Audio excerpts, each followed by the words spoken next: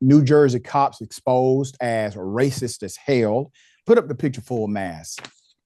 This is an interesting saga. So a group of New Jersey cops have now been exposed after their text messages betrayed them. They have surfaced. Only one officer, however, has been fired. It started as an investigation into an officer-related car crash. But once officials began investigating the text sent that day, they came across something, well, let's just say more troubling.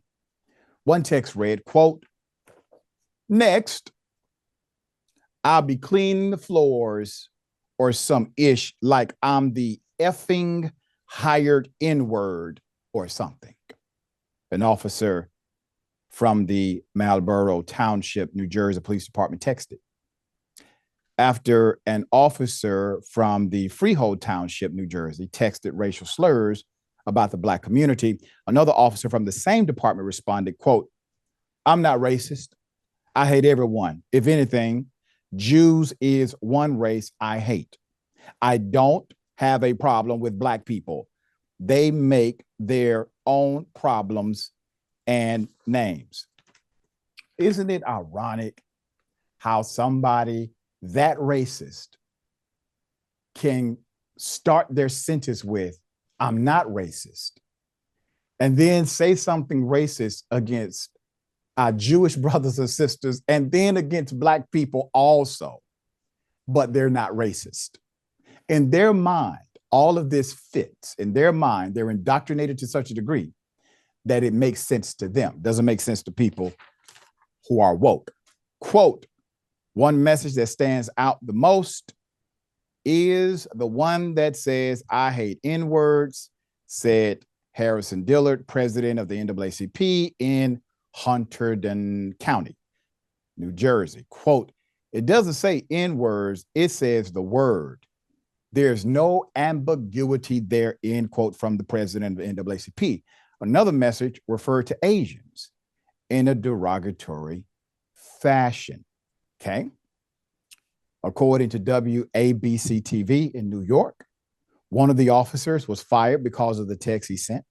There's no record of any formal disciplinary action against the other three officers involved, and at least one is still on the job, the station confirmed.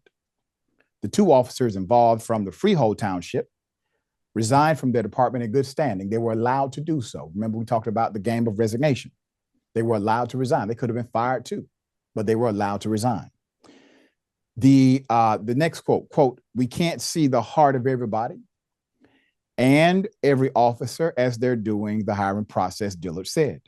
"These officers showed us their hearts. They showed us what they think of people of color." In a statement, the Monmouth County Prosecutor's Office said allegations of racism are, quote, "taken extremely seriously and investigated in a thorough manner." Prosecutor knows you can't really do anything about the text messages, okay? But what you can do is research the background of these officers to see if they have lied on official documents, if they have framed innocent individuals, if they have decided to engage in bias during their professional duties, which is unbecoming of an officer and a violation of their oath. But let's back it up. These officers were simply racist. Why is that important? Because their job requires them to be advocates of justice, advocates of protection for people, regardless of race, regardless of religion, regardless of creed, sexual orientation, etc. And isms never travel alone. If it's racism, it's guaranteed to be sexism. So understand, these individuals are not just caught being racist, they are these other isms as well. It speaks to the indoctrination of culture, because on paper, they're not supposed to engage in these kinds of things. Well, how does the culture permeate? The culture permeates because there's a lack of enforcement for the infraction, evidenced by the fact that every single one of them were not fired who engaged in this kind of conduct.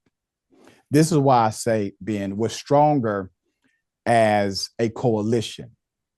We're stronger as a closed fist when we fight as a coalition. Because when you look at who these officers talked about, they basically left nobody The only people they left off the table, brother, were white men, white males. That's it. Everybody else, fair game for their racism. What say you? Yeah, you're right, Doc. The only group maybe that doesn't as urgently need the coalition is white people because they seem to be doing all right numbers wise. Anybody that's a minority needs to team up and back each other, and hopefully any white person with a good heart and soul joins that cause. You know, the one thing I disagree with the president of the local New Jersey NAACP chapter, they're saying that the message that stands out the most is the one saying I hate N-words, because the other two were equally as racist and bigoted and discriminatory, saying they hate the slur for Asian people is equally as bad, and saying that they straight up hate Jews is equally as bad.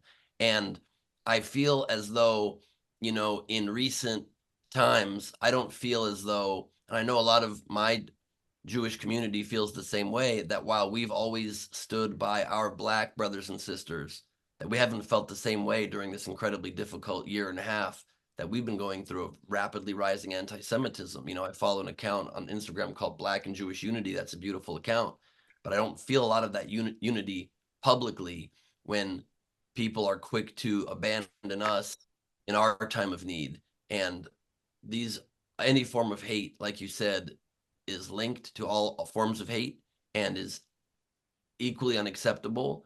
And it's not more acceptable to hate on Jews than it is to hate on Black people or Asian people. It's all equally abhorrent, and we need to do better at rooting this out from our law enforcement. You're right, we need to fire these people hands down. Any disparities in their arrest numbers or stop numbers should throw cases out based on these horrible people. And we have to get better finally at weeding out racists in the application process. They have to make it more enticing people to apply to be law enforcement officers, because they sometimes probably are not doing all they can to find out racist tendencies because they need numbers.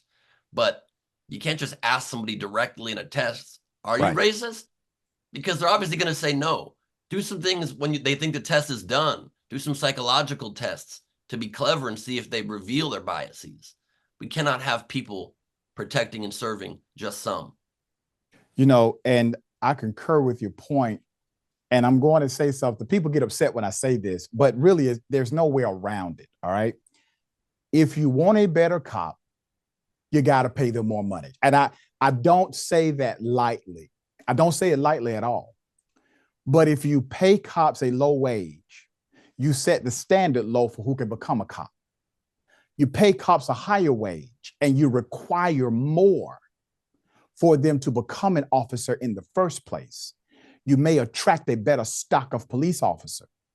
That to me is a better scenario than giving them more money to get military equipment in order to occupy your city when they should be protecting and serving. If you want a better cop, have better opportunities for the officer to not only make money, but to thrive. Also require more, such as morals clause. Check their social media history prior to hiring. Make sure that they have a psychological evaluation every 6 months to every 1 year while on duty, because the cop you hire on day one is not the same cop on day 365. We need to know that, and possibly if there are biases in the culture of their local police department, they can be checked immediately. These things require budget, money, and intention rather than simply giving them more weapons.